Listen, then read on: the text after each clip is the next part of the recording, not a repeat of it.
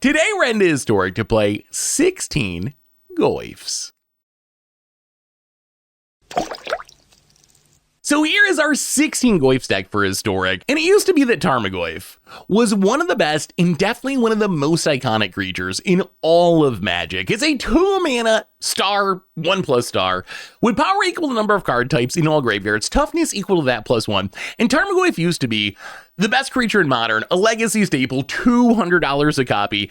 But in more recent years, Tarmogoyf has fallen on some hard times. It is definitely not the best creature in any format anymore. Honestly, in most formats, it's pretty fringe at this point. It's just kind of been power crept. Rather than being $200 a copy, it's like $9 a copy or something. So when we got Modern Horizons 3 a little while ago, Wizards decided they were going to juice up Goyfs a bit. In between the main set and the Commander precons, we got not just one, not just two, but 3 new Goyfs. And Nethergoyf, Barrogoyf, and Pyrogoyf. There might be some other bad ones in the Commander precon that I'm not remembering that are not Arena, but these are our 16 Goyfs. So Nethergoyf, probably the worst of our Goyfs. It's the same as Tarmogoyf, but only cares about our graveyard, so it's much slower to grow because our opponent's stuff dying and going to the graveyard isn't going to help grow it. But it makes up for this by just being 1 mana. So a lot of times it's going to be like a 1 mana 2/3, maybe a 1 mana 3/4, which isn't busted or anything, but definitely not bad. The two big payoffs though, Barrogoyf and Pyrogoyf. These are Goyfs from the MH3 Commander precon.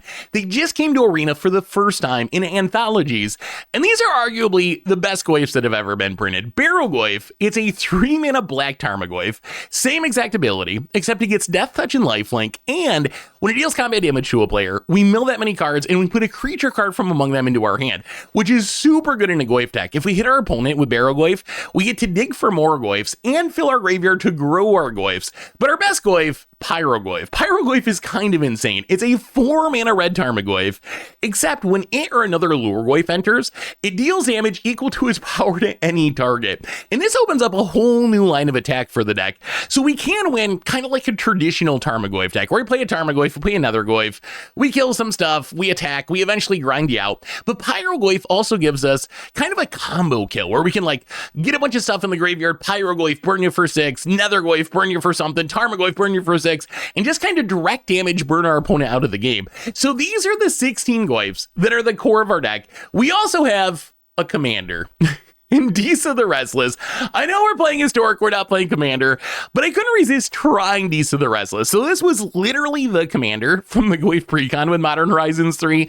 Not sure how good it'll be in the deck. It is 5 mana, so it's kind of slow, but it seems powerful. Whenever a Lure Goyf goes into a graveyard from anywhere other than the battlefield, we put it on the battlefield. So if we like attack with Barrogoyf, mill some cards, and mill over some Goyfs, we just get to put them all into play, which is kind of wild. And then when one or more creatures deal combat damage to a player, we get to create a Tarmogoyf token. So in a weird way, Disa is kind of Goyf number 17 in the deck. Honestly, like I said, I don't know that it's going to be good, but I couldn't resist at least trying Disa because it fits the theme so perfectly. The rest of the deck is kind of funny. So to grow our Goyfs, we want different card types in the graveyard. So if you look at the rest of our deck, we have one each instant, sorcery, enchantment, artifact, and planeswalker, to try to have as many card types as possible to grow our Goyf. So our instant, Fatal Push for removal, sorcery, Thoughtseize to pick apart our opponent's hand, enchantment, Fable the Mirror Breaker, kind of a busted card, and it fills the graveyard. The One Ring, an artifact that can legend rule us off to get the artifact in the graveyard, draw us a ton of cards. Wrenn and 6, also super powerful with Tarmogoyf, so a way to get lands back from the graveyard, kind of a card advantage engine. So that's the deck. 16 Goyfs, 1 Disa is our Commander, and then a split of spells to help grow the Goyfs. The mana base is kind of interesting. So the mana base is built to support Wrenn and 6 and to get lands in our graveyard for our Tarmogoyfs. But since we're playing Historic, we don't get to play with real fetch lands. So we have Fabled Passage, Prismatic Festa as our fetch lands. With Wrenn and 6 are really good because we can crack them, get a land, use Wrenn and 6 to get them back, do that every turn. We also have 3 cycling lands in Barrenmore, Tranquil Thicket, and Forgotten Cove. And this is like an old school Modern trick. They don't really do it anymore, but it used to be that you'd play Wrenn with cycling lands, so you could cycle a land and then get it back with Wrenn and then cycle it again. essentially like build your own Howling Mine, so you're drawing an extra card each turn. The rest of the mana base, some shock lands, one Triumph, a bunch of basics to fetch out with our fetch lands.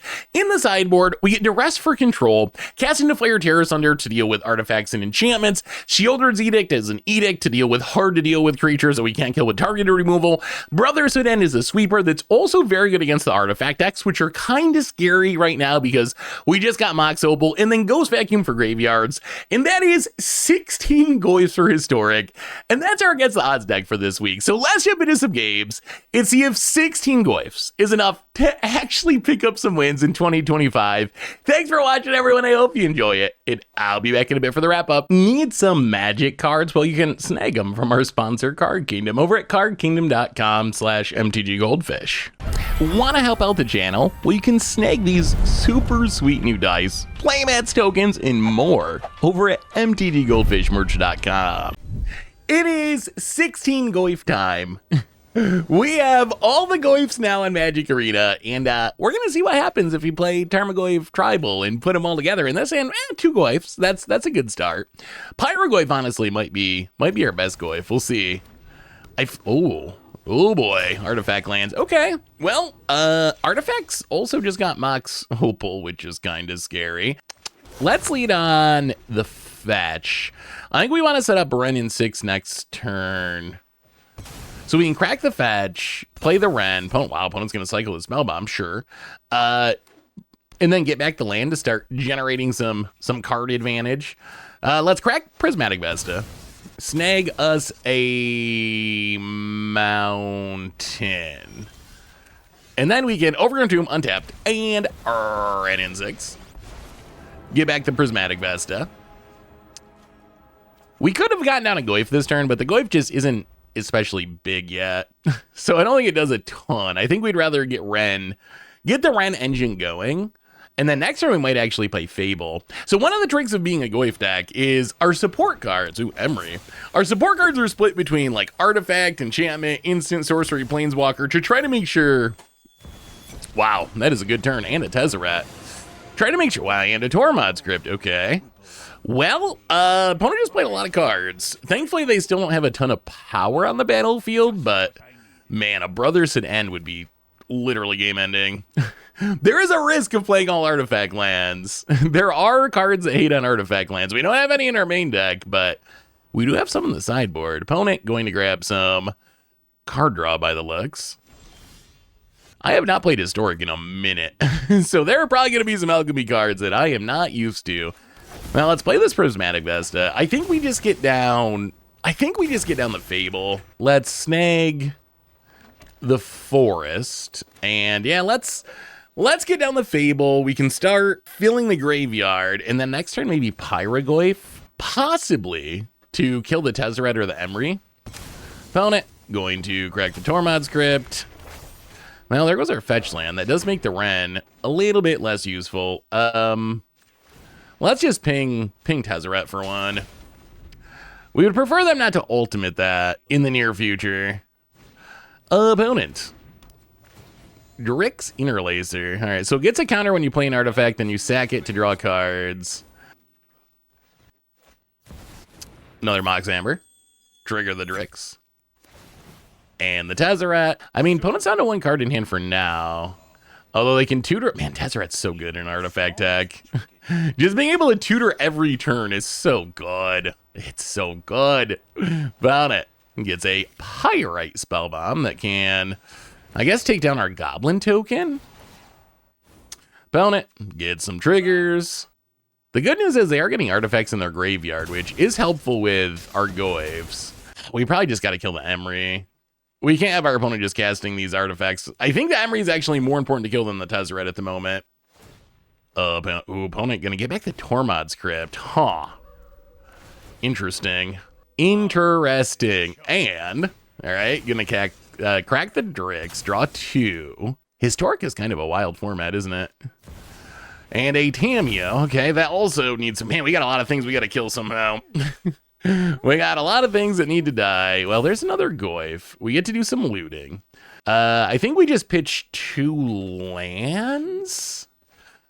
We can get him back with, and draw 2 lands, okay. We can get him back with Ren anyway. So they have the Tormod's Crypt, so if we play the Pyro, let's take up Ren. Let's see if this gets our opponent to activate the Tormod's Crypt. Last time they cracked it to stop us from getting a land back. Let's see, well, all right, opponent apparently does not care. Well, let's play Fabled Passage, crack Fabled Passage. So I think what we do is we play the Pyrogoyf. Our opponent can crack the Tormod's Crypt. But if they want to save, we gotta go after Emery. This kind of kills Emery either way, right? So our opponent can fizzle the damage by cracking the Tormod's Crypt, but they have to Tormod's Crypt themselves because we don't have enough stuff in our graveyard. If they Tormod's Crypt themselves, that also, at least for a minute, shuts down at Emery, right? Because there's not going to be anything to cast from the graveyard. Let's see if they could just let the Emery go, too, and save the Tormod's Crypt. Tormod's Crypting yourself feels, yeah, they're going to go for it. All right, opponent, going to exile their own graveyard, which, that's still a win. Pyrogoyf, its ETB trigger was Tormod's Crypt our opponent. We would have been happy. We would have been happy with that in that scenario. And that's essentially what it was.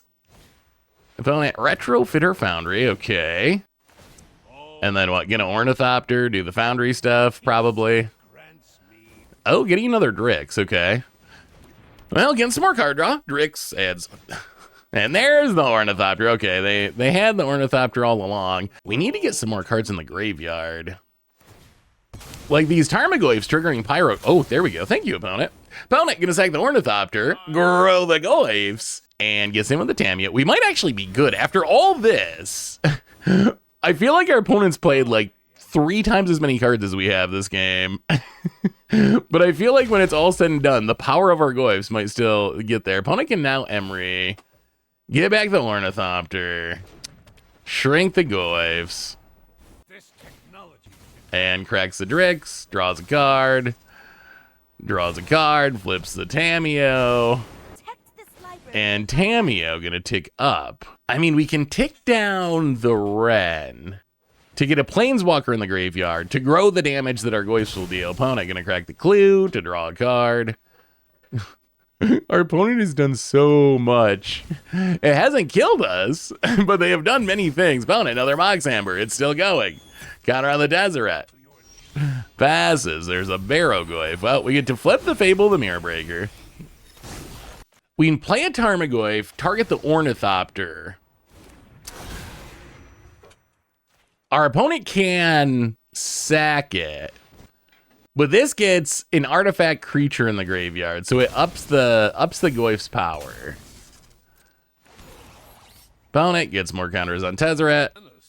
Play the Swamp and play the Barrowgoyf. I mean, Goyftron assembled, and now we're finally gonna kill this dang Emery that we just cannot get rid of. What do we do? Yeah, I guess we're just gonna stick with... We kind of want the Ren in the graveyard, but at this point it might be easier to try to kill one of our opponent's things. Let's take down on the Tamiyo, though. This puts our opponent in the position where if they want to use Tamiyo to get something back from the graveyard, it's gonna die. Also, I mean, if we untap with Reflections Pyrogoyf, things get kind of wild, because then we can copy the Pyrogoyf, and that is a lot of damage. What a weird game. Our opponents played like half their deck, but they haven't really damaged us at all. They've just been like doing things, but none of those things actually are hurting us. And we're just like playing a Goyf a turn, and and it's working. It's kind of working. Oh no. Well, I'm glad the Kappa Cannoneer did not come down earlier. That card is kind of hard to beat. All right, opponent gets a 5/5 that's mostly going to be unblockable, going to keep growing, and takes up Tez, takes up Tamiyo. All right, so Tezzeret has officially ultimated. So now our opponent gets to turn things into 3/3s each turn. I'm not sure any of this is going to matter, though. Man, I wish we get a couple more card types in the graveyard. I think we just take it, though. We'll go to 11, and I think we just try to kill our opponent here. Opponent, would you like to put some more cards in the graveyard, opponent? How about an Emery? Moxhammer, sure. 1 card in hand. That did, well, I guess it triggers their stuff. Ooh, Fatal Push is not bad. That is not bad at all. So we can Fatal Push the Mox, but our opponent was nice enough to turn into a creature for us. That gets another card type in the graveyard. I think we just have lethal here, and like We can do this in any number of ways, but Tarmogoyf, snipe ya, and then Reflections, copy the Barrogoyf, snipe ya, go to combat, do a little swinging, and that looks pretty lethal to me. Yeah, we could have done, oh, right. I forgot about the Tamiyo triggers. I think this is still lethal. We could have got more damage by copying the Pyrogoyf first. I was thinking it didn't matter, but I think it still actually doesn't. It still actually doesn't matter. Opponent goes to 1, and then to back up the Goyfs, we have the Goyf's favorite Planeswalker. Oh, actually, wait, we can get the Goyf win. We can get the Goyf win. That's Nethergoyf. Oh, but we lost the Pyrogoyf. We almost had all 4 Goyfs on the battlefield at once. Well, I guess we'll just have to win with Ren. All right, ping ya. Well, our opponent did way more than we did, but in the end, we won. Well, we get 6 artifact destruction spells. Those are coming in. Maybe the Sheoldred's Edicts to deal with the Planeswalkers. That Kappa Cannoneer scares me. We maybe trim a couple Fatal Pushes. The Liliana, I'm very scared of Kappa Cannoneer. That's what I'm most scared of. Maybe go down like a Nethergoyf. I hate cutting Goyfs, but I think Nethergoyf is the most cuttable in this matchup. Maybe cutting the Fatal Pushes is too greedy. We can go down the Disa. Maybe Rings? Can we cut Rings just because they're slow? Although the protection's so nice, it makes up for the slowness. Actually, maybe Thoughtseize. Maybe Thoughtseize is the best cut. Thoughtseize is good against the Planeswalkers, but our opponent also is a dump their hand kind of deck, so I could also imagine Thoughtseize being really bad in the late game. Yeah, let's go down the Thoughtseizes. I don't know if we end up regretting this or not, but let's try going down the Thoughtseizes and maybe one Fable. Run it like that. All right, on to game number 2. We're going to be on the draw. 16 Goyfs versus, I guess, Affinity. I guess it's Affinity. I mean, we got the Ren engine, but that's too many lands. This is more reasonable. We get the Ren engine. Do we want Pyrogoyf or Ring? Yeah, I guess we put Pyrogoyf to the bottom for now. I know, we're a Goyf deck, but you know what we'd really like to draw is Brother Soden, because I feel like wow, turn 1 Emery, that's not bad. I feel like Brother Soden just literally ends our opponent's entire, wait, there's our Pyrogoyf anyway. I feel like a Brother Soden literally just ends them, because they have so many artifact lands that it's not only like blow up your creatures, it's like blow up all of your stuff. This is very awkward. Very awkward. I feel like we have to kill the Emery, but to do this, we have to crack the Prismatic Vesta for a swamp. Oh, which means we can't play Ren, and we gotta draw a green source, but I think we gotta kill the Emery.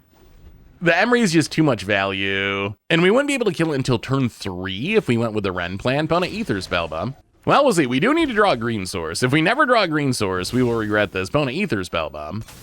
I mean, opponent doesn't seem to have a ton going on without the Emery. Liliana, okay. Well, not a green source, but at least a Liliana is a card that we can cast. That's something. It might just be eating Ornithopter, but still, opponent. Man, another artifact land. I really want a Brother Soden. Ooh, Pinnacle Emissary. Ooh, Mox Amber. All right, well, now Liliana kind of sucks. The drones have come to invalidate Liliana. Oh, and a Fatal Push, but we can't kill the Pinnacle Emissary. Maybe we had to let the Emery live. Well, we're going to play the Liliana because we can't do anything else. We're going to take it up. We're going to discard the Ren that apparently we will just never be able to cast anyway. Opponent. There's another Emery. Oh, man, it was all for nothing. We gave ourselves bad mana to kill the Emery, and our opponent just drew another one anyway. Well, there goes Liliana. Green mana. We don't even... Oh, the cycling lands. Too cute for our own good. The cycling lands are an old Modern trick when they first printed Ren. You can cycle them, get them back. It's like a card advantage engine. Awkward timing, though, because it means we can't play Pyrogoyf or the One Ring here. And now our opponent gets to cast Kappa Cannoneer from the graveyard, and I'm pretty confident we cannot beat Kappa Cannoneer at the moment. Opponent. Emery. Kappa Cannoneer. Yeah, they have too many bodies. We had the Edict plan, but with Pinnacle Emissary and Emery popping off, like, realistically, the Edicts are not going to get it done. Our best bet is Actually, I don't even know if we have a bet. At this point, because of the Cannoneer, even Brothers at End, it would still be good, but I'm still not sure it'd be enough. We still might just die to the Cannoneer. Opponent gets and hits us down to 60, but Brothers at End probably our best draw. Cast into the fire. I mean, unfortunately, Cannoneer has Ward 4, which is a huge ward number.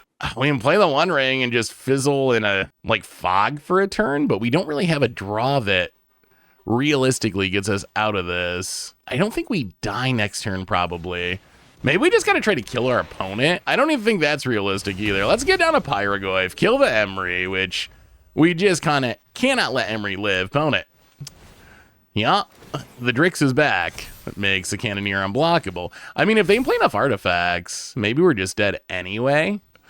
We might have made the wrong choice with that fetch land. I'm actually even not sure. If they had Emery for 2 turns, we might have just died to the Emery. Like, Emery is so good. Turn 1 Emery is just apparently too much for us to handle. I think this one looks about over. Never found the green mana. Well, this is one of those games. Play the One Ring, I guess we fog. We can't even activate it because we're playing Historic, so it costs some mana to activate.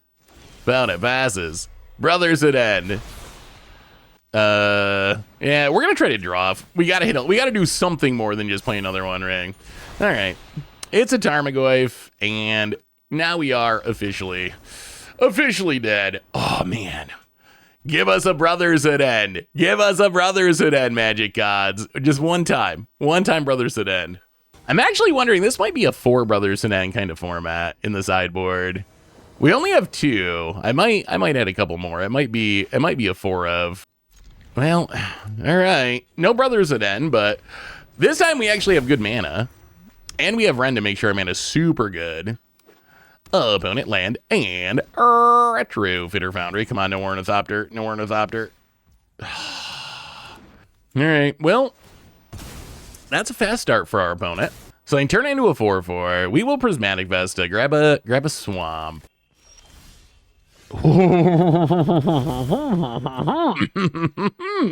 Okay, that's a Brothers at End. Oh, opponent, this might be the end. Oh, the card is going to live up to its name in this Magic. Come on, artifact land. One more artifact land. One more. Opponent gets in, hits us. Down to 15. Artifact land. Oh, real land. That's cheating. And a Tamiyo. We can Sheoldred's Edict to get rid of the Tamiyo, and then Brothers at End to put our opponent just down to 1 land. That seems good. I guess the question is, I mean, we are going to get rid of the Tamiyo. So sack a non-token. I think we just do it. We could wait, but this puts us pretty far ahead. Like, this gets rid of the creature, the Foundry, and one of our opponent's lands, which, that is insane for 3 mana. That is literally the end. Opponent. How's that Steam Fence, buddy? Another Tamiyo. Sure. And, oh, they did have an artifact land. Well, good news is, now we get to start Tarmogoyfing, and here comes a 16 Goyfs Tamiyo down. Opponent. The Goyfs are coming for you. Wow, they are playing a lot of artifact lands. And there's the GG. I mean, this might actually be GG. Tarmogoyf, number 2. Oh, are you going to counter it? Is this the GG into the Metallic Rebuke? Artifact players. Well, we'll smash it with a Goyf then. Play a land, pass the turn. The artifact deck looks really powerful, but it also seems like, wow, Pinnacle Emissary. Wow, another Tarmogoyf. Okay. Well, I guess we had to play Ren first. Play Ren, get back a land, then Tarmogoyf.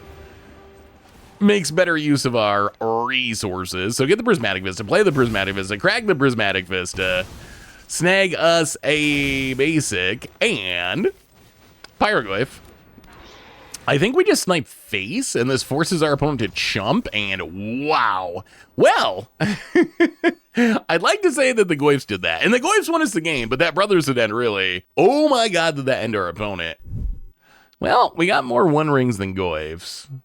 We're on the draw. I mean, we're going to keep this. This hand is not the fastest hand I've ever seen, but Tarmogoyf into Fable into One Ring, that's some value. Opponent leads on it. Ooh, Thoughtseize is actually a pretty nice draw. Let's do a little peek. See what we're up against here.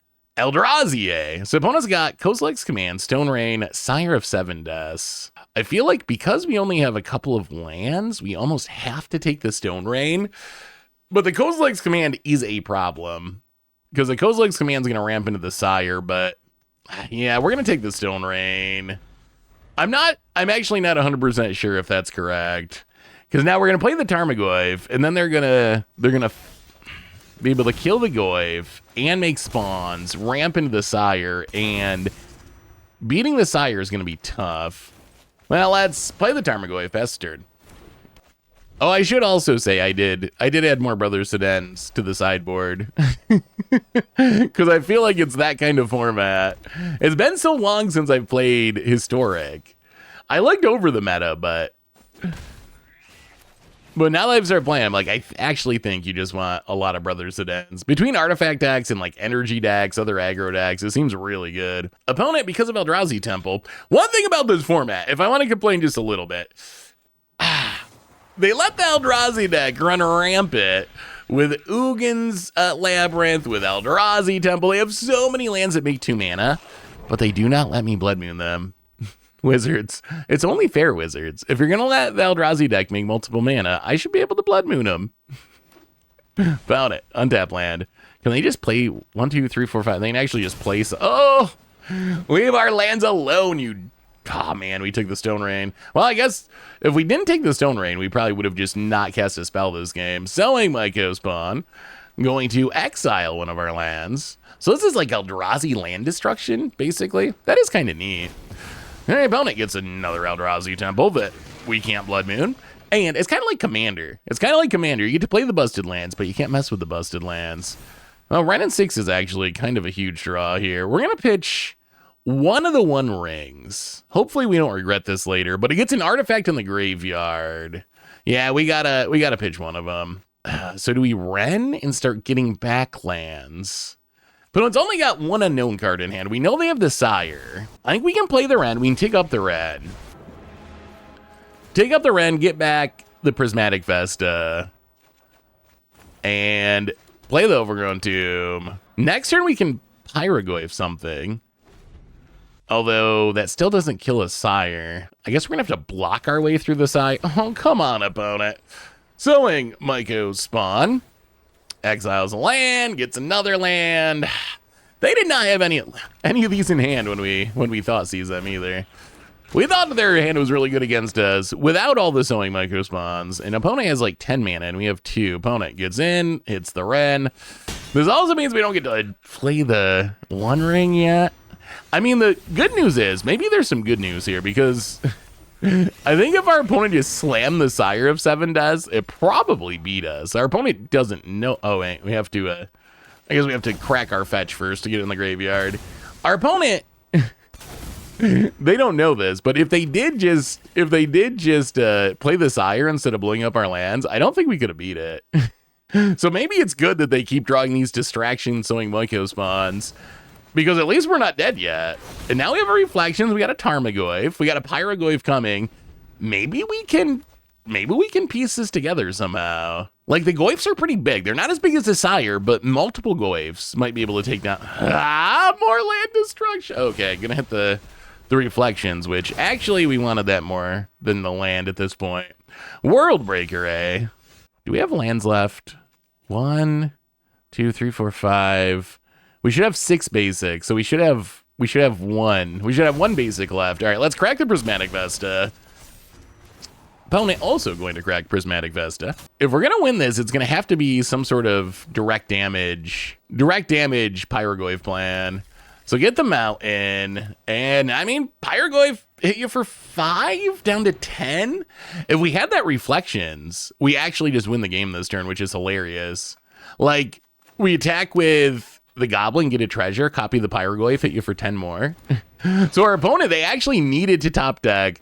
Also, what top decks? Opponent went Myco Spawn, World Breaker all in a row. No point in getting the land back at this point. I guess we're just gonna snipe the Spawn. Not that it's doing a ton, but I mean, there is a world where if we can just top deck.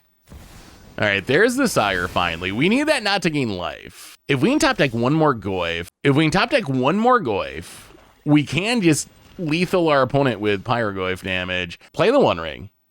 Because we can't let our opponent gain. If they gain 7, then the plan falls apart. So play the One Ring. We have the cycling land, which is nice with Ren, but I think we have to have Ren die. Because we can't let our opponent attack it and gain 7. We will just pass. We can draw with the one. We just need to find a Goyf. We need the Pyrogoyf to live. If the Pyrogoyf dies, we die. We die too. But if the Pyrogoyf lives, pretty much any Goyf should be lethal. We already have a Tarmogoyf which deals 6. Wow, for how ridiculous this game went and how many lands we lost and how many big things our opponent plays, I am absolutely stunned. Oh no. Oh no, another Kozilek. My God, our opponent's drawing fire this game. My goodness. Myco Spawn, World Breaker, Kozilek's command. These are the old demonic tutor draws. Yeah, found it. I'm gonna get rid of the Pyrogoyf. Well, now it gets harder. Now we need to draw into a Pyrogoyf. And at some point in untap land, opponent exiles another Sire for some reason. Well, One Ring, draw a card. We could also draw another One Ring just to stay alive. That's a Stomping Grounds. Down to 14. The Burden of the Ring. Disa. Oh, this is not the time for our 1 copy of Disa. Well, let's draw with the One Ring. How about a One Ring, Magic Gods? Ew, 2 more lands. Yeah. Let's cycle. See if we can hit a One Ring. Once they gain 7, I don't think we can win. Ugh. All right, play a Tarmogoyf. Play the tap land. Yeah, I think man, we were so close. Considering how many of our lands our opponent blew up. The Goyfs put up a good fight, but apparently in the end, the Eldrazi, it's that 7 life from the Sire is just not realistic for us to beat. The One Ring kind of betrayed us. We drew horribly. The One Disa, I don't even think the One Disa is good in the deck, but it fits the theme so well, and it makes a Tarmogoyf. Oh my. Another Kozilek's command.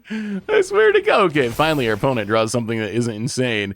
My good golly, did our opponent just hit all the good cards that game. Wow, 3 Kozilek's commands. And we thought seized them on turn 1, so we know they were drawing those cards because they were in their opening hand. Sadly, there's no Blood Moons in our sideboard because they're not legal in this format, wizards. But we do get a couple of Sheoldred's Edicts. That'll show them. And yeah, I guess we just trim like a ring, run it like that. All right, on to game number 2. We're going to be on the play. It's 16 Tarmogoyfs versus Eldrazi. And, well, we got a bunch of Tarmogoyfs. 2 Barogoyfs, 1 Pyrogoyf, and a Ren, which is actually, the Ren is great here. Oh, about it. Doing a little mulliganing with the owner, looking for their lands that make 2 mana. Well, tap land go. All right, Eldrazi. What do we got? Eldrazi. All right, opponent leads on a soul land. Well, Prismatic Vesta, crack it. Snag us a mountain and get down the Ren to get back to Prismatic Vesta. It's kind of funny. I feel like Ren is better in Timeless than Historic because Timeless has the real fetch lands, but you can still build a pretty decent red mana base with Prismatic Vista Fabled Passage. It does mean we got to play a lot of basics, so like there is a little inconsistency there, but I think it might be worth it to keep Ren going. Well, Prismatic Vesta, crack Prismatic Vesta. Our opponent's got 4 mana, but they didn't do anything with it. I think it might be time for a Barogoyf. I kind of feel like Barogoyf is one of the better. Like Pyrogoyf is really good. Barogoyf is also very, very strong. The milling and getting back a creature is nice, and Death Touch is actually kind of relevant against Eldrazi. That means it can take down the biggins. Oh, about it. Prismatic Vesta cracks it. Utopia Sprawl. Sure. I mean, Bone's got a ton of mana, that's for sure. Well, let's get in with the Barogoyf, see what happens. Get in, hit ya. Mill a card. Do we hit a creature? Oh, we do. It's another Goyf. Do we even want the another Goyf in hand? Do we want the mini Goyf, or do we leave it to grow the other Goyfs? It is a creature in the graveyard. I mean, I guess it's good with Pyrogoyf. Yeah, we'll take it. Huh. Yeah, let's just play a second Barogoyf, I think. The Pyrogoyf only deals 1 damage right now. We really would like to get some more card types in E Old Graveyard. Our opponent has not been helping us very much this game. We need some stuff to die and grow the Goyf, so I'll get the Swamp. Take up the Ren.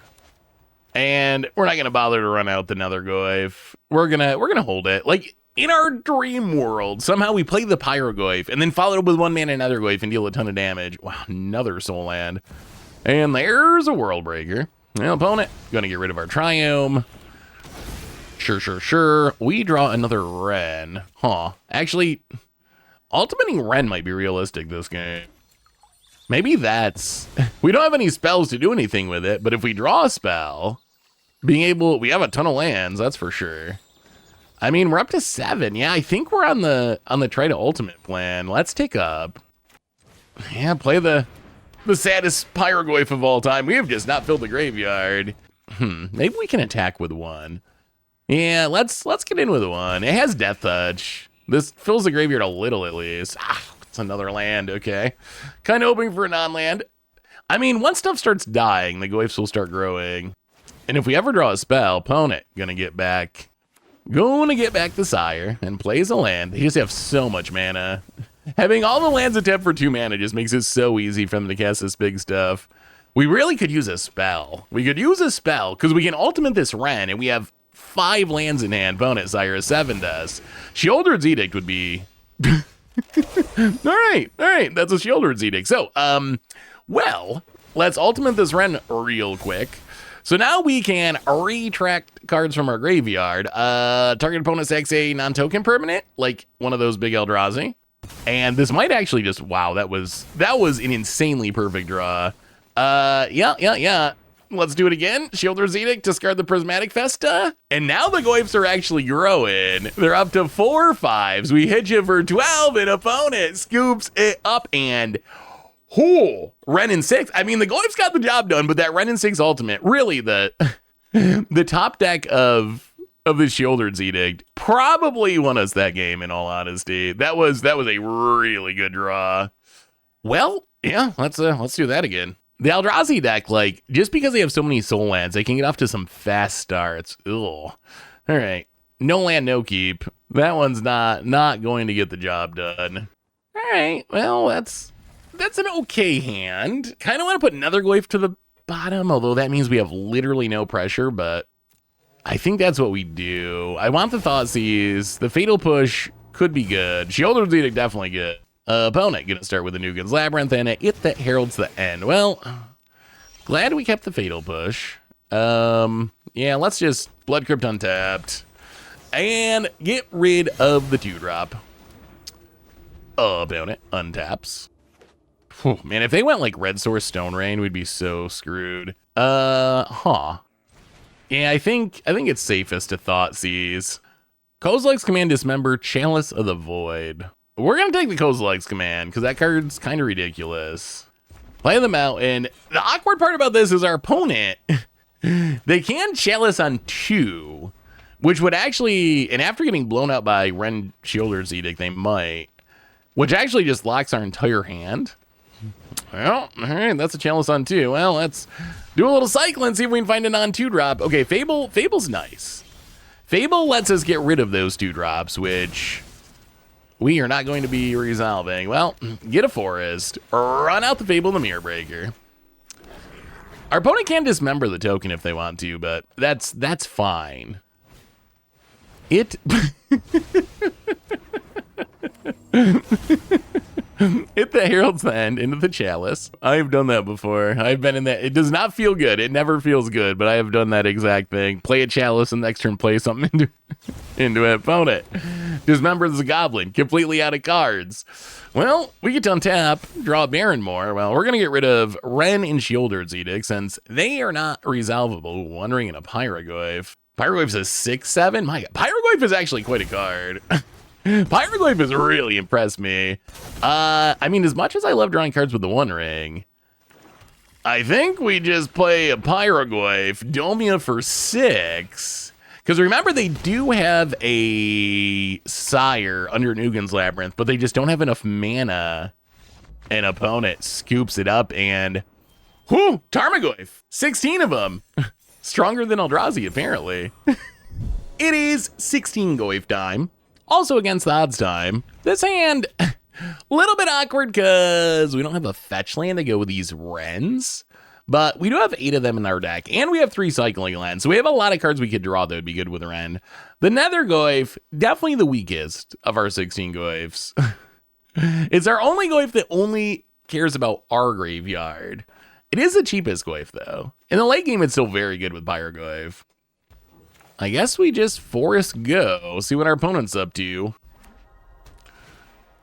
Expedition map, eh? Well, there's our fetch land right on time. I guess we just play the mountain because we only have 2 mountains and 1 forest, and they're both in hand, so we can't fetch and play Wren this turn. It's the awkward part about drawing all of our basics. How about it? Deserted Temple. Oh, this has got to be... That's another land. This has got to be some sort of Lotus Field shenanigans, and I am not confident this hand beats some sort of Lotus Field shenanigans. Well, let's take up Wren and get back to land. Only 1 basic left to get, so this is going to not last too long, and boom. 0-1 Nether Goyf. Can you beat it? Can you beat it, Goyf? I'm afraid the answer might be yes. Opponent cracks Expedition map. Gonna snag themselves a Lotus Field, of course. Are we dead, opponent? And in response, going to untap the Lotus Field with the Deserted Temple. Sack the lands? Alright, well, opponent's got a Lotus Field. Opponent oh, another Nether Goyf. Okay, check this out. We can play the fetch, crack the fetch, get a land in the graveyard. So now our Nether Goyf, that's our last basic. So now our Nether Goyf can get in for 1. Man, this is the saddest Wrens of all time. Do we even get back the land? There's not really any point. Oh, yeah, I mean, all right. Wren the burn spell, paying you. Down to 18. And increase the clock with Goyf number 2. Even more Nether Goyfs. We might have to legend roll it. Oh boy. All right, opponent, seek new knowledge. Some card draw. I wouldn't be surprised if we die this turn. Opponent. Deserted Temple. Oh boy, here we go. Opponent. Taps Lotus Field, makes some mana. Deserted Temple, untaps Lotus Field. Lotus Field, makes some mana. And Hidden Stirrings, untaps them both. Lotus Field, makes some mana. Deserted Temple, untaps Lotus Field. Makes some mana. Pour over pages. Draw some cards. Untaps them. God. Sleight of hand. Opponent. Oh, this is going to take forever. I might have to take a nap. We can't interact with this. Oh, this is the ultimate F6 game. Wake me up if our opponent can kill us.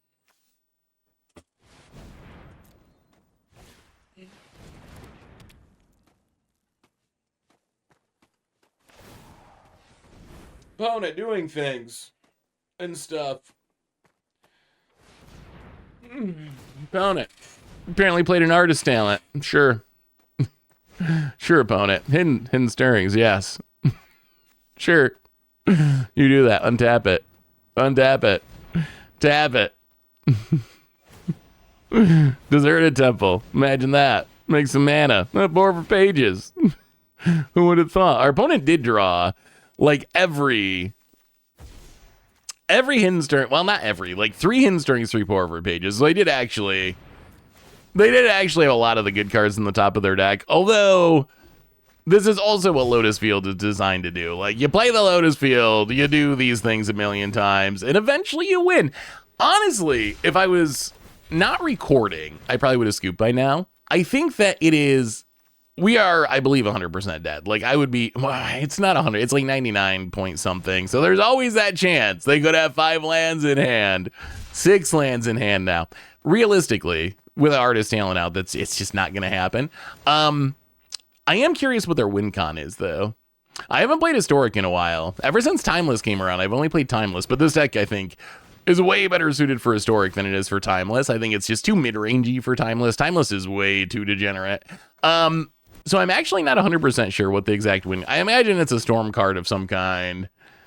But I think we stick it out long enough to see what the win con is for this game. And then if it happens again in game 2, we will scoop quicker. Bone it. Cast and spell. Oh, Underworld, bro. Okay. I mean, at this point, there is no fizzling, right? They have a million cards in their graveyard. Well, it doesn't look like a million because most look like they're in their hand now. But our opponent can essentially pour over pages through their entire deck, right? So they're going to be able to draw. They draw 3, discard 2. Yeah, they can do this. Well, I guess it costs them 1 mana. And I don't know. I'm pretty sure they just do it because they can start casting the Hidden Stirrings too, right? So at this point, I think our opponent has the ability to draw their deck. So it's just a matter of waiting to see how are they actually killing us. Bonnet, gonna pour over pages again. Man, I wish I had actually taken a nap. Lotus Field, the ultimate nap deck. It's no eggs, but it's close. Bonnet discards. What a weird format. what they deem acceptable and not acceptable in Historic is so funny to me. When I was building this deck, I was like, oh, fetch lands. Fetch lands are really good with red. Nope, fetch lands, those aren't allowed. Underworld Breach, lands that make 2 mana, yeah, sure. go to town. I mean, I think part of it is they want Timeless to feel different than Historic. So I think it kind of makes sense, kind of like Pioneer. Pioneer would arguably, in some ways, maybe be a better format with fetch lands. Oh, a wish. Okay. Do we finally get to see how our opponent's going to make us die? From the sideboard, we get Tendrils of Agony, Storm Count 16. All right. That was fun. We played 2 Nether Goyfs. Oh, this is not good. This is not good at all.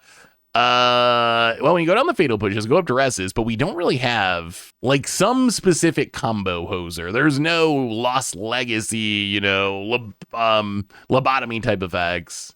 So we just got to piece it together with discard and hope for the best. All right, on to game number 2. We are on the play. I mean, it can't go worse than game 1 went. But this matchup feels like it might be really bad for us. Well, we got a Duress. Man, a little bit clunky. We can't Duress on 1 into Ren, but I think we have to just Duress, right? We gotta Duress while we can. Well, Duress ya. What are we up against?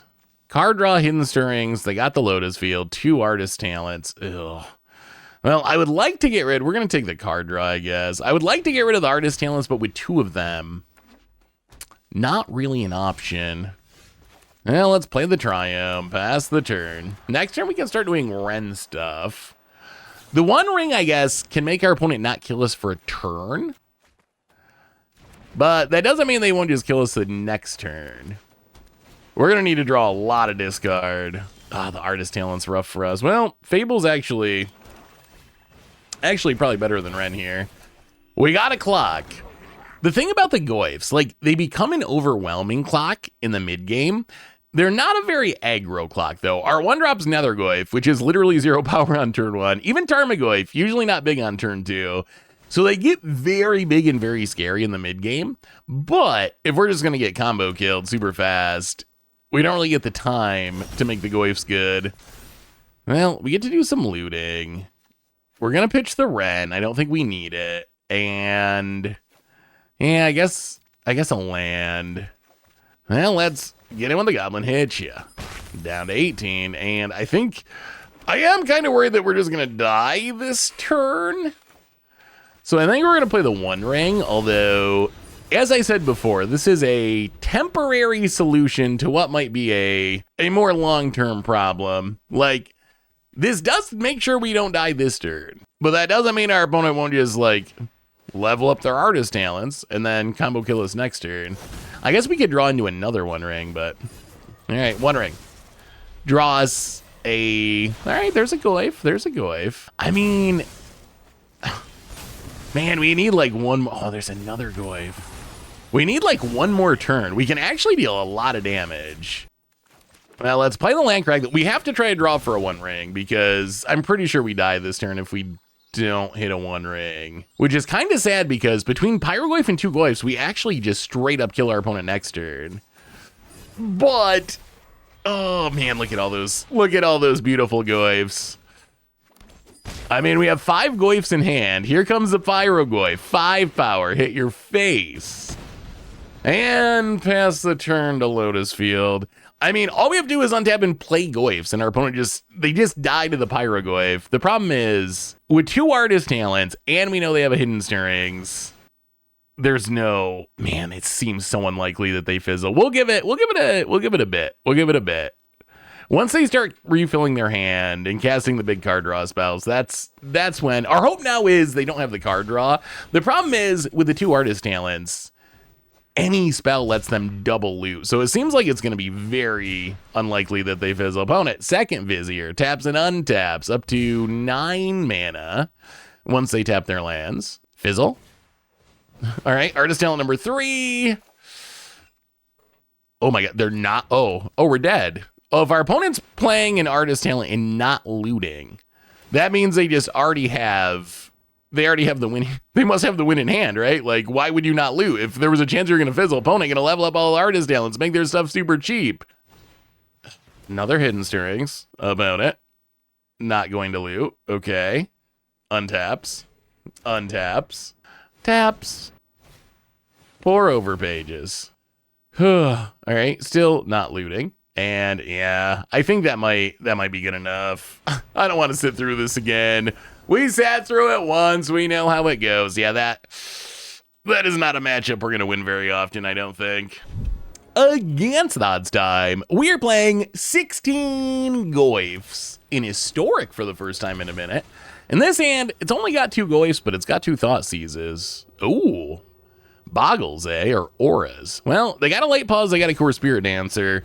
Thankfully, we got 2 Thought Seizes. So, game plan here is take the 2 creatures, and that is the fatal flaw of auras decks, right? They're very, very powerful, but if you can keep the creatures off the board, you have a lot of auras that don't do anything without a creature. Opponent had a good hand with two payoffs, but the 2 Thought Seizes we could use a land here. Okay, there's a land. I think we actually just play the Tarmogoyf. Now we just hope our opponent doesn't draw another one of their payoff creatures for a minute. Eventually they can do the Lurus thing. But if we can have a couple turns of Tarmogoyfing to generate value, opponent untap land, Light Pause. That's unfortunate. That is unfortunate. Well, let's get in with the Tarmogoyf. It's got Death Touch, so even if they Shard Mage's Rescue or something, still gonna die. They can't let the Light Pause die. They have to. They have to protect the Light Pause at all costs at this point. Well, hit you down to 18. We got a couple Edicts in the sideboard, which should be good. Well, mill 2. And, all right, 2 lands. It does grow the Goyf a bit. Well, we can play the Wren. This might just be a distraction, Wren. Play the Wren, get back a land, and probably soak up a little bit of damage. Yeah, let's take the Stomping Grounds. We can't cycle this turn anyway. Get down the Nethergoyf and play the Triumph. It would be nice if Wren lives, we can start getting back to cycling land. Build a little personal Howling Mine. Light Pause is super scary. This is going to be a very bad turn for us. All that glitters gets another aura for free, because that's what Light Pause does. Sheltered by Ghosts to get rid of what? The Tarmogoyf? All right, well, we need to draw some removal for this Light Pause. Yeah, opponent's going to kill the Wren. We're going to let it go. We could chump, but doesn't really seem worth it. We need removal for the Light Pause, but we need it to work through double Shard Mage's Rescue. Now let's cycle a Barrenmore into even more lands. Well, get down the Fable of the Mirror Breaker and play the tap land. I feel like the odds of us being able to successfully block this are like 0. I mean, they're already pretty close to 0 because they just Shard Mage's Rescue if we try to double block. So we might... All right, wow, opponent's Shard Mage Rescue right now. So we get another 1 mana aura that they don't already have, basically.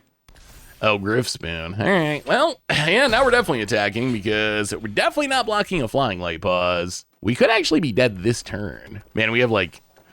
There's the Lurus. We have 1 turn to draw an answer. We do get a couple shots at it because of Fable. Opponent hits us down to 5, goes up to 29. We draw a Thoughtseize, which is... Oh, man, if we draw a Fatal Push, we have the Thoughtseize to deal with the Shard. Oh, my God, that's... Okay, wait. Wait a minute. Okay, Thought sees you. And then we can make it. Oh, we actually have a shot. So we can pay the ward. If our opponent shard mages rescue now, this kind of, wow, this actually worked out amazingly well. So opponent's going to shard mage to protect the light pause. This should mean that we get to Thought sees the Lurrus, which was our second problem. If we did deal with the light pause, this Lurrus just recast it. Opponent going to get a glaring Aegeus tap down the Goyf, sure. Now we should be able to take the Lurrus. Yeah, just land, stop on our opponent's upkeep, fatal push the light pause. Oh my god, we might be winning this. Hit you down. Wow, that looks so bad. That is a scary light pause. Opponent down to 27. Well, before you draw for your turn, fatal push the light pause. Get rid of it and a pile of auras. Get back our Tarmogoyf, which is kind of big, and we get to gain back 6 this turn. And opponent scoops it up. Oh, that fatal push came through at the right time. My goodness. Wow. Well, now we get 2 Sheoldred's Edicts, which is huge. Go down the Disa. The Disa. I think the Disa is officially just a mascot at this point. Like, we never play it. We never draw it. We just sideboard it out every game. But it looks cool. It's our commander. It's our commander for our historic deck. Do anything else? The Terra Sunders could be good. The thing is, I don't think you really want to fight the auras against a deck like this. Like, that's a losing battle. The battle you want to win is fighting the creatures and stranding the auras in our opponent's hand. I think that Brothers to Den could be good if we're on the play, but on the draw, I think we're just going to leave it. We'll go 1 Terra Sunder. I don't like that. If we get to game 3 and we're playing first, then I think Brothers to Den is worth it. This would be potentially a keepable 1-lander if we made black mana, but we do not. Well, all right. Nethergoyf gonna go to the bottom. This hand's kind of fine-ish. Skrelv. All right, here comes the protection. Well, I mean, I guess we might as well just kill the Skrelv. It's gonna eat a removal spell eventually. We gotta kill that before we kill the important stuff. So, yeah, let's Prismatic Vesta, grab a swamp. Fatal push the Skrelv. And go. Don't we have Mother of Runes now? Isn't Mother of Runes just better? Opponent has Sram. And we have Nethergoyfs. Well, the Nethergoyf technically big enough to block a Sram at least. I think the Final Fantasy cards, like the special sheet, they look kind of cool in person. I don't really know if I like how they look on the battlefield, though. Like, that Sram looks really weird to me right now. Found it. Sheltered by, well, okay. Sheltered by goes, that's fine. Opponent gets to draw a card. All they have to eat is a Nethergoyf, though. And out of all of our Goyfs, Nethergoyf is definitely the least important.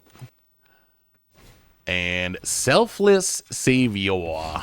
Actually, Red might be pretty good here. Even, the funny thing, so Red's in the deck to be the card advantage engine, right? But it also could just snipe things like Selfless Savior, which is a kind of a bonus. And we draw a Fatal Push, which would have been spectacular if there was not a Selfless Savior around. Aw. Well, I guess we can play Tarmogoyf. And then we might end up fatal pushing the Selfless Savior. Doesn't feel great, but again, kind of like the Skrelv. We got to get through the Selfless Savior, so eventually we can hopefully kill the Sram. Opponent, Demonic Ruckus. You're gonna draw a card. Cartouche. All right, so opponent's got a little edict buffer. It's kind of funny. The Cartouche planned to make a buffer for an edict. I feel like it used to be way more effective before Sheoldred's Edict became a thing. Because Sheoldred's Edict, you can just, yeah, we're going to kill this Alpha Savior. It's not what we want to kill, but this means if we top deck another removal spell, then we can actually kill the Sram. Worst case, yeah, opponent hits us down to 10. Worst case, drawing a land lets us 1 ring. All right. Well, Prismatic Vesta, cracked Prismatic. This means we don't die this turn. Sadly, since this is rebalanced 1 ring, we don't get to draw cards this turn either, but we might as well hit you a little bit. Take a little off the top with the Goyf. All right, land and snags the Lurrus. Well, oh, there's a fatal push. I mean, if they have protection, we're just screwed either way, right? There's not a ton we can do about that. Let's draw with the 1 ring. Hit a land, play the land. Opponent says no. When do we do this? We'll just wait. Maybe we can get more like if they have protection, we're just done anyway. Like they're gonna beat us either way. If they don't have protection, maybe this removal spell, opponent attacks with both. Well, I mean, here goes nothing. Like, what else? What else are we doing with our lives? Fatal Push on the Saram? How about no protection for once? Pay the ward? Oh, it actually worked. Okay. I was definitely not expecting that to work. I mean, we're still not in a good spot because they can use the lures to get their stuff back, but we kind of cleared the board. There's no big threat on the battlefield. We got back our Nether Goyf. We killed the token. We get to draw with the One Ring. I mean, I don't know. Game 1, it looked pretty bad. Oh, no, that's a light pause. Game 1, it looked pretty bad, too. And in all that glitters, oh, now they can get another, yeah, sheltered by a ghost to get the ring. Oh, Baron more. Well, cycle that real quick. Removal, please. One more Fatal Push. Ooh, all right. I think we might be dead. Yeah, we can get him with the Goyf. The real Goyf. Hit you down to 16. I imagine with this Lurus, right? So they play the Lurus. They get back all that glitters. Oh, they just have all that glitters. And this can get flying, right? Get its Griff Boon. Yeah, I think our opponent got there. Yeah. Well, our removal almost got us there. Well, we're going to be on the play for game 3. Let's try the Brotherhood Ends. At least a couple. So the idea is, if we're on the draw, our opponent goes 2-drop, we go land number 2. We can't cast a Brotherhood End. Then they grow their 2-drop. If we're on the play, though, they go 2-drop. We untap land number 3, Brotherhood End. That can kill us Rom. That can kill Light Pause. So that's the theory. We'll see if it actually works. Yeah, sorry, Nether Goyf. You did not impress me that game. All right, let's do it. Well, all right. Those are some Goyfs. We have Goyftron, Nether Goyf, Barrow-Goyf, Pyro-Goyf. No Tarmogoyf. We're missing the OG.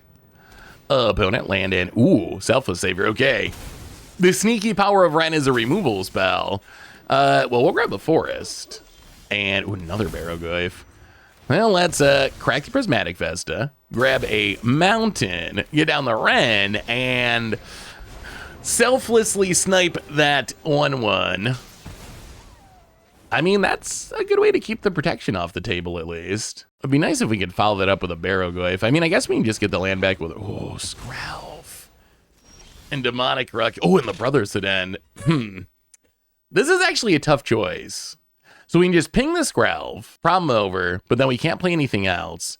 Or we can take up the Ren for the Prismatic Vesta, play a Barrow-Goyf, and the Skrelv lives. Killing the Skrelv would be the super conservative. You know what? I think we're gonna play a Barrow-Goyf. Let's get back the land. I think this is the best plan. They don't have anything to protect yet anyway, so hopefully we can just kill the Skrelv next turn. And if our opponent goes in on the Skrelv with their auras, that to not have it die to Ren, I think that's good. That's better than I'm going in on a real, like, a Sram or something that's actually a real threat to kill us. Land and Demonic Ruck. Okay, they're going to go in on the Skrelv, sure. Demonic Ruck is sheltered by ghosts.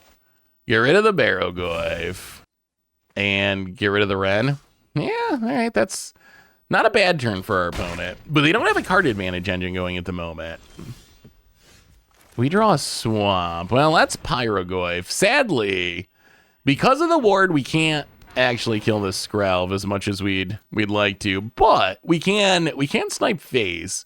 More importantly, this sets up Nether Goyf to kill Skrelv next turn, because then we can actually pay the ward. And that's a big part of the power of Nether Goyf in this deck is, yes, it's not as big as our other Goyfs. Yeah, sometimes in the early game it literally does nothing, but it is 1-mana trigger Pyro-Goyf, which is actually super good. Prismatic Vesta cracks it. Going to fetch up another Plains and snag their Lurus. They get to get in because of the Ruckus. Yeah, we can't block it anyway. Down to 14. We draw Fatal Push. Huh. All right, so we Nether Goyf, pay the ward. We have 1 mana left over. If our opponent has protection, then bummer, but all right. Well, Nether Goyf, Pyro-Goyf, 2 damage. Pay the silly ward cost. Can we kill a Skrelv? No. All right. Well, there is the Shard Mage's Rescue. Sadly, we cannot Fatal Push it because We can't pay the ward again. Now they get to lure us. I mean, this Brothers at End could actually be juicy. Now we have double red. Oh, they get to get back the Selfless Savior. Yeah, this was what makes lure so good in that deck, is just getting back the protection again and again and again is very good. Opponent, Selfless Savior. So that means Brothers at End is not just a hard sweep. We could Fatal Push the Selfless Savior now. I think we just wait. We draw Stomping Grounds. I'm worried about another Shard Mage's Rescue. Like, if we go in, kill Selfless Savior, try to Brothers at End, and they have a Shard Mage's Rescue, we're probably dead. So we can play a Goyf. Unfortunately, we can't trigger Revolt this turn. So we play Goyf, we target Lurrus, they sack the Selfless Savior, and then we shock ourselves, Fatal Push Skrelv? I guess that's the play. So Goyf, Pyrogoyf, gonna deal a couple damage to the Lurrus. I imagine it's going to get saved selflessly. Yeah, Selfless Savior. I mean, it grows the Goyfs a little. That's nice. I think we kill the Skrelv. The risky part is it means the Lurrus is still around. They should be a good check for a Shard Mage's Rescue, because if they have it, I imagine they're going to use it. Pay the 2. Can we finally kill his Skrelv? Okay, we finally killed the Skrelv. We get another Goyf, which is actually kind of huge. We 6 your face. Pyrogoyf's so good. And now I think we actually can start attacking. Actually, I guess this doesn't do anything, right? Because they just block the 6/7, gain 3, take 3. So I guess it ends up being the same. All right, well, opponent ends at 14. They still have the Lurrus, but we have a big board. We're a Tarmogoyf away from every Goyf in play. Can we draw the Tarmogoyf? Just have full-on, the full-on Goyf tribal experience. I don't think we've had 3 different Goyfs on the battlefield a bunch of times. I don't think we've had all 4 Goyfs on the battlefield yet. Unless I'm forgetting it. Opponent. All right, Selfless Savior and a Light Pause. That's not great for us. I mean, the Goyfs are really good here. With 6 power, they should find us something. And because we have the Pyrogoyf, finding any Goyfs, we probably just win with direct damage. Opponent, all that glitters. Another removal spell? It's gotta be, right? Yep. Another Sheltered by Ghosts. Gonna get one of the Goyfs. Opponent. Ooh. That's a top. We did it. We did every Goyf. We did them all at once. So we don't want to attack with a Pyrogoyf because they could double block, kill it. I think we just attack with the Goyf. Hit you to 8. Mill 6. Can we find a Goyf? Double Pyrogoyf. Well, I mean, we could just play OG Goyf and not win the game, but instead, I mean, I guess we could have played it first just for the rub-ins, but instead we'll just Pyrogoyf. This counts. We got every Goyf all at once, and Pyrogoyf, actually a pretty good Magic card. Not bad, and yeah, that was a blast. We are playing some 16 Goyfs in Historic this week, and yeah, all right, I mean, hopefully our opponent's a deck that has something to kill with Fatal Push, but that sounds fine. Ooh, Temple of Deceit. All right. Historic's so funny. My experience, first time playing Historic in like a year and a half or something. I don't remember when Timeless came out, but I literally have not played Historic since Timeless came out because I always just play Timeless. But this deck is just way better suited for Historic than Timeless. But Historic, the meta is so interesting because it's this weird mixture of like these super competitive, really good like tier decks where it's like, I'm Energy or I'm the Artifact deck or whatever.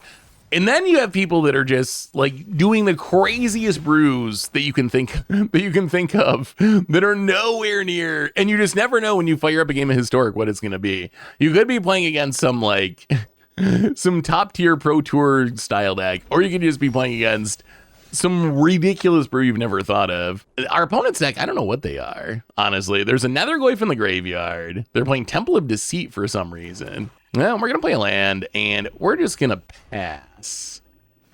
Leave up the Fatal Push, in case there's like a Psychic Frog or something. Days Undoing, eh? Spin it to win it. Well, I mean, this hand wasn't that good anyway. Days Undoing is actually kind of annoying for us because it shuffles the graveyards in. So if our opponent's playing a bunch of Days Undoings, it is going to make it tough to grow the Goyfs. Well, I guess we might as well cycle, not that it really matters. And this hand is You know what? I actually like this hand better than our old one. Thank you. Thank you, opponent. Thank you. Well, they might be like Narsat wheels or something. Well, Prismatic Vest to crack it. Probably just going to get down the Fable here so we can try to get some cards in the graveyard to grow the Goyfs. Opponent. Land. Leyline of Anticipation. Okay. Well, we will discard. Definitely discarding a land. Just 2 lands? Do we want? Yeah. Let's just discard the 2 cycling lands for now. They become good if we draw a red, but we don't really want to play the tap lands. Well, there's another Goyf. Well, that's Prismatic. Actually, that's Fabled Passage. Prismatic Vesta that doesn't cost life now that we got 4 lands. Get in and hit you with a Goblin. And I think we got a Thoughtseize because I have no idea what's going on. Days Undoing. Alchemy. Days Undoing. Orcish Bowmaster's Thoughtseize. Well, I think we're going to take the Bowmasters because it looks like what our opponent's trying to set up is play a Bowmaster's Wheel You. Well, let's play a Pyrogoyf. It's not the biggest Pyrogoyf ever, but it's still a 3/4. We get 3 damage, and with the second one in hand, it becomes pretty good. Opponent. Land. Nethergoyf. Well, we're up against the Wild Brew. That's for sure. This is exactly what I was talking about, is you never know when you're going to go from super spiky 30% of the meta energy to, I'm going to play Leyline of Anticipation with a bunch of wheels. Well, let's flip the Fable. Barrogoyf's not the worst. Wait, can we win here? Well, they can wheel and end. Oh, wait. They wheel and end our turn. Well, let's go to combat. Let's attack with the Pyrogoyf. Actually, Days Undoing, it doesn't end the turn if it's our turn, right? Okay, so they can end our turn, but they can wheel to shrink the Goyfs by shuffling the graveyard in.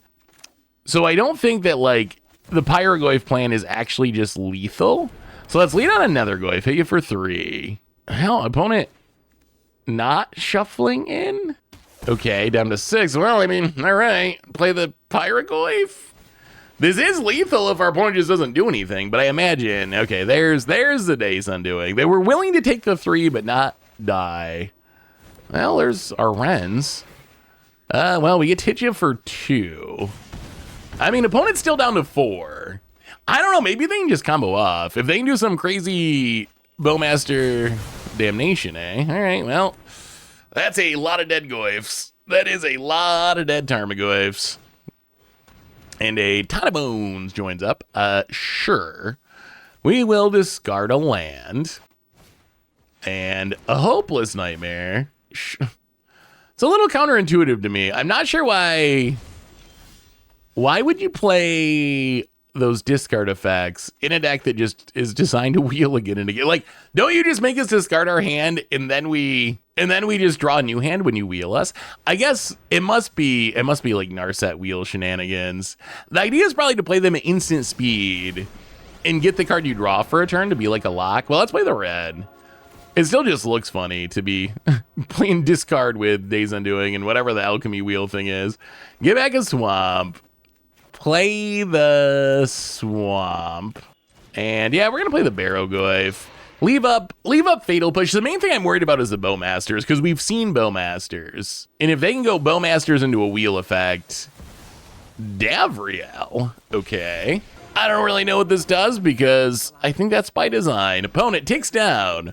They get to accept an offer and a condition. It's been a long time since I've seen Davriel. I'm pretty sure it's a list of like 10 effects or something for each, 1 positive, 1 negative. So you can't control what you get. Like, you may or may not get the effect that you want. I imagine there's got to be some effect that works with wheels. Some sort of like shield rid. Whenever you draw a card, your opponent loses life or something. There's got to be something like that they're looking for. But let's see what they find. Return a random creature card from a card. Okay, so opponent gets to reanimate another Goyf, but then has to sack 2 permanents. I don't know if I imagine that isn't what they were looking for. I imagine that was not exactly what they were looking for. What? Oh wait, we can't cycle. Yeah. It's we only get to make black mana, not any color mana. Another One Ring. Well, let's Fatal Push now. The reason not to Fatal Push during our opponent's turn would be Spell Pierce. If we tap out for it, then they kill it. This is technically presenting lethal, right? Killed another Goyf, swing for 4, days undoing. All right, well, opponent gonna empty the graveyards again. There's got to be some Davriel mode that combos with this. New hands for everyone. Can we get enough cards in the grave? Oh, it's back to a 3/4 already. Wait, so we already have lethal Renya and Barrowgoyf, and I don't know what's going on with that matchup, but we got there. We drew a lot of cards that game. Well, I guess Duress is good. So the Disa, mascot Disa, gotta go. Fatal Push, we need to kill Bowmasters. Maybe we go down the ring. Like, we might not even need that many rings because our opponent's just refilling our hand constantly anyway. Sheoldred's Edict can get the Davriel, I guess. Maybe a Bowmaster, and then maybe a couple Nether Goyfs, something like that. Man, a little awkward with the Ren. We don't have the right Ren colors, but I do like that we have 2 discard spells. Oh, okay. Well, how greedy are we? We can just swamp discard, or we can Fabled Passage set up for red next turn. I mean, we didn't see any busted 2-drops from their deck, right? So hopefully we're safe. Oh, that makes sense. Waste Not. Okay, that makes a lot of. We didn't see that in game 1 with all the wheeling and dealing. That would have been something worth duressing. Okay, that might be a problem. We're gonna grab at this point, we're kind of committed. We're going to grab a Forest. Opponent passes. We draw a Fatal Push. Well, yeah, I mean, we're committed to the Ren plan at this point, for better or worse. Stomping Grounds untapped, Ren. Get back the Fabled Passage. This is what we got. This is what we got past the turn. Opponent. And Baleful Mastery to get the Ren. We get a card out of it, at least. Pyrogoyf is the best card. While I take an Edict. Interesting. Well, there's a Goyf. So I guess we just discard spell plus Goyf. We really do need to make sure they don't have a wheel, because if they wheel with the Waste Not out... Actually, do their wheels even... Their wheels don't even make us discard, do they? I don't know what this deck's doing. Don't their wheels just shuffle our hand in? Do they even trigger Waste Not? Well, we're gonna take the Hopeless Nightmare. Play the Tarmogoyf. Old school Tarmogoyf, 2 mana 3/4 in 2025. Found it. Nether Goyf, 1 mana 3/4 in 2025. I mean, we can just Fatal Push it. Let's duress. Just make extra sure. All right, opponent, 2 lands in hand. Well, let's play Fabled Passage. Crack it for a swamp. I mean, I guess we just attack. This grows our Goyf big enough. We can attack. Get in, hit ya. Wow, opponent's gonna block. Okay, sure. That's fine. And then, yeah, I guess we just pass. If our opponent fires up the creature land, we can kill it. there's the ley line. Opponent's deck is spicy. I will give it that. It is definitely spicy. Functional, I'm not sure yet. Well, hit you to 13. Pyrogoyf, burn ya for 5 down to 8. Play the tap land past the turn, and we have lethal on board, actually. I guess I can block with the Nether Goyf. About it. Are we done? Sheoldred.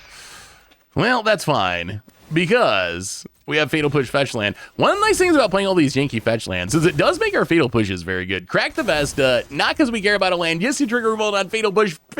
Get rid of the Sheoldred, and Goyfia down to dead and 16 Goyfs. It sounds like a joke, it sounds like a meme, but the deck actually performs surprisingly well. Like, we're halfway through Diamond. We almost gonna make it to Mythic with 16 Goyfs, but that's wrap-up stuff. I'll be right back. So what did we learn this week about 16 Goyfs in Historic? And record-wise, we went 7-3 with the deck, which is actually a pretty good record, and we're doing this halfway through Diamond Odd Magic Arena. We're actually getting super close to hitting Mythics with Tarmogoyf Tribal of all things. And I gotta say, the deck really impressed me to the point where I think some build of Tarmogoyf Tribal might actually be like a kind of competitive historic deck. So we already know that Tarmogoyf, it is what it is. It's a really big green 3-drop, and if it doesn't die, it's still actually like a pretty good card, just a 2-mana 5/6 or whatever. The cards that really blew me away though, Barrogoyf and Pyrogoyf, are kind of ridiculous. Barrogoyf just filling the graveyard, Death Touch and Lifelink on a Tarmogoyf is really strong. And then Pyrogoyf, we had a ton of wins, just burning our opponent out of the game. It was one of our best removal spells. Very, very good. So the new Goyfs were really, really impressive. Sadly, these are the restless. Didn't really do anything. We sideboarded out a lot. It was just too expensive, so we can cut that one. I wanted to play it because it fits the theme really well, but it turns out it's just not fast enough or powerful enough for a format like Historic. Speaking of Historic, the format's so weird. I haven't played Historic since Timeless release, so this is the first time I've really played Historic in like, man, a year and a half or something. It's been a minute since I've played Historic. And it's the funniest format because you go from playing against like top tier energy net deck where someone just like looked up the best deck in the format and are like just crushing you with all the best cards, super efficient and tuned, to people just playing the wildest brews possible. Like we ran into that person doing Leyline of Anticipation wheel shenanigans. So you just never know. You never know what you're going to face. And I think that's part of the beauty of this format is unlike Standard, unlike Modern or Legacy, it's kind of hard to find good data on Historic. Before I built this deck, I was like, hey, I haven't played Historic in a while. I better check up on the Historic meta. And it's really hard because there's no tournaments for Historic. So you're kind of piecing together like deck streamers have played and stuff to try to make a metagame. So basically all this to say, no one knows what in the world is going on in Historic, which leads to some really funny, interesting matches. Like I said, where yes, you'll play the top tier stuff, where people are just playing the best decks possible, but you also just run into some of the wildest brews imaginable. So I actually had a lot of fun playing this deck. I thought Historic was actually kind of fun. Also a lot of alchemy cards. That was the other weird part. After not playing Historic in so long, there was quite a few cards that I was like, I've never seen this card before. Why am I losing to this thing that I've never seen before? I don't really keep up on alchemy spoilers because I don't really play alchemy. So there were these weird alchemy cards that I just never seen before. Like, oh my God, that card's actually super busted and it's kind of killing me. So that was kind of funny, but I gotta say, the deck was actually good. I thought it was super fun to play. The new Goyfs are super powerful, and Historic was actually super fun and oddly diverse. So if you're looking for something different to mess around with on Arena, maybe give Historic a shot because I actually had a lot of fun playing this deck. But anyway, that is 16 Goyfs. That's Spinner Against the Odds for this week. Thanks for watching, everyone. I hope you all enjoyed it, and I will talk to you soon.